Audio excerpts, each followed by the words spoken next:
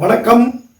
இன்று நல்மனையின் லட்சணங்கள் பற்றி வாஸ்து சாஸ்திரத்தில் கூறியுள்ள விதிமுறைகளை உங்களுக்கு எடுத்துரைக்கிறேன். அடியேன் ஜோதிடர் மற்றும் வாஸ்து ஆசான் மகாகுரு யோகானந்தர் அவர்கள். சரி, விஷயத்திற்கு செல்வோம். மண் பரிசோதனை. ஒரு மனையை வீடு கட்டுவதற்கு வாங்குவதற்கு முன்போ அல்லது வாங்கிய பிறகோ அம்மனை நிலத்தின் மண்ணின் தன்மையை கண்டறியும் சோதனை செய்து பார்க்க வேண்டும். வெண்மை நிறமும் மதுரமான சுவையும் தாமரைப்பூ மணமும் உள்ள மண் உத்தமமான மண். சிவப்பு நிறமும் உவர்ப்பு சுவை உள்ளதும் குதிரை வாசனை உள்ளதுமான மண் அதர்மமான மண். சிவப்பு நிறமும் குதிரை மணமும் கொண்ட மண் மத்தியமமான மண். கருமை நிறமும் கசப்பு சுவையும் தானிய வாசனையும் உள்ள மண் அதமம் ஆகாது. இவ்வாறு வாஸ்து சாஸ்திரம் மண்ணின் தன்மையை பிரித்து அங்கு வாழ்வதற்கு ஏற்றதா இல்லையா என்பதை நிர்மாணிக்கிறது. அடுத்து மனை நிலத்தின் பூமியின் தன்மையை பற்றி பார்ப்போம். தேர்ந்தெடுக்கப்பட்ட மனை நிலத்தின் மண்ணையோ அல்லது நாம் விலை கொடுத்து வாங்கிய மனை நிலத்தின் மண்ணையோ சிறிது எடுத்து நீர் விட்டு பிசைந்து ஓர் இரவு சென்றபின் அதை பார்க்கும் பொழுது நுரைத்து இருந்தால் செல்வம், நுரைத்து இருந்தால் செல்வம் தரும். புளிப்பு வாடை வீசினால் அடிக்கடி நோய் தரும்.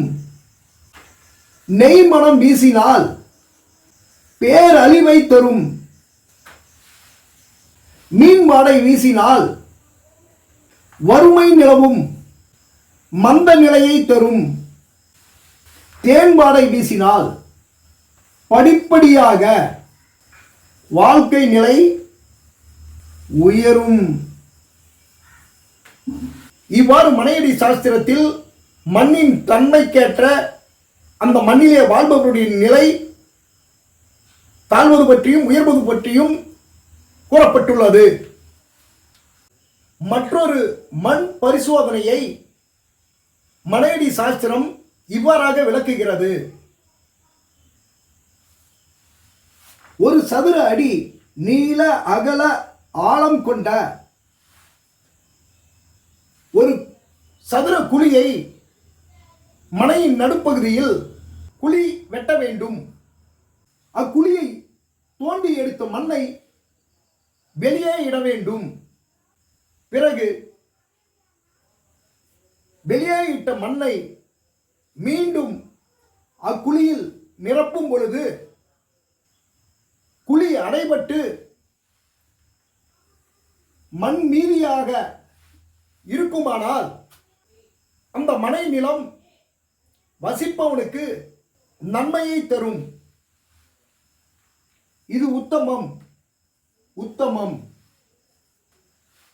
இம்மண்ணிலே வீடு கட்டினால் பொருளாதாரம் திருப்திகரமாக இருக்கும். நற்பலனை எல்லாம் தரும். குழியிலே வெளியில் உள்ள மண்ணை நிரப்பி பார்க்கும் பொழுது மண்ணாகப்பட்டது குழியை நிரப்பி மீதி மண் இல்லாமல் போனால் குழியானது சமமாக இருக்கும்.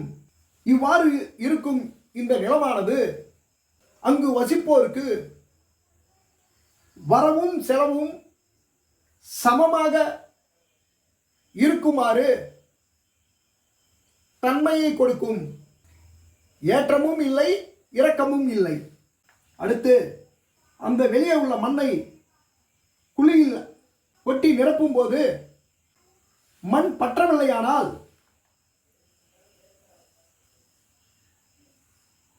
குழி முழுதும் அடைபடவில்லை என்றால் அந்த மனை நிலமானது அம்மனையில் வசிப்போருக்கு பொருளாதார பற்றாக்குறையை கொடுத்து கொண்டே இருக்கும் என்று மனையடி சாஸ்திரம் சொல்லுகிறது. அடுத்து மேற் சொன்ன குழியில் நீரை நிரப்பி அம்மண்ணின் தன்மையை பரிசோதித்தல். மேற் சொன்னபடி 1 அடி நீளம், 1 அடி அகலம், 1 அடி ஆழத்திற்கு குழியை தோண்டி அதில் நீரை ஊற்றி குழியை நிரப்ப வேண்டும். இதை எப்பொழுது செய்ய வேண்டும் என்றால் சூரியன் அஸ்தமிக்கும் பொழுது செய்ய வேண்டும்.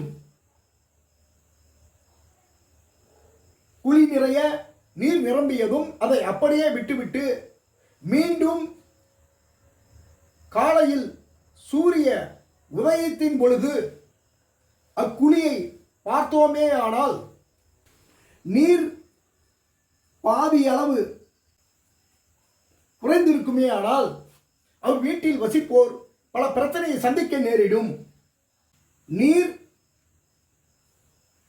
முழுவதும் வற்றி இருந்தால் கெடுபலனையே தரும். நீர் வற்றி குழியின் உள்ளே தரைத்தள பகுதி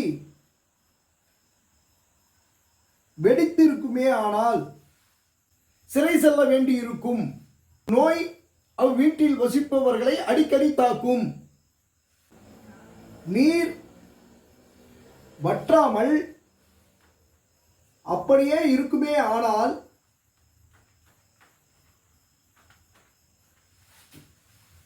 நற்பலனை தரும். அல்லது சிறிது குறைந்திருந்தாலும் பரவாயில்லை. சுத்தம் செய்த குழியில் அரணை, பல்லி, தவளை, புழுப்பூச்சி, சிலந்தி, வண்டு இவைகள் அந்த குழி வாயில் கடந்து சென்றிருக்குமே ஆனால் அந்த மனை நற்பலனை தரும். உடும்பு, பாம்பு, தேள், பூரான், எலி போன்றவை அக்குழி வாயில் கடந்து சென்றிருந்தால் மனை வெந்து போகும். குழி வாயில் பொன், வெள்ளி, பித்தளை போன்ற உலோகங்கள் கண்டிருந்தால் நன்மையே நடக்கும். இக்குழியில் எலும்பு, கருங்கல் போன்றவை கிடைக்குமே ஆனால் அந்த வீட்டில் வசிக்கும் மனையால் இறந்து விடுவாள். அவ்வீட்டில் வசிக்கும் பலரும் நோயால் மிகுந்த துன்பமடைவார்கள். இவ்வாறு மனையின் தன்மை வாஸ்து சாஸ்திரத்தில் விவரிக்கப்பட்டுள்ளது. வணக்கம். இத்துடன் இந்த விளக்கத்தை முடித்துக் கொள்கிறேன்.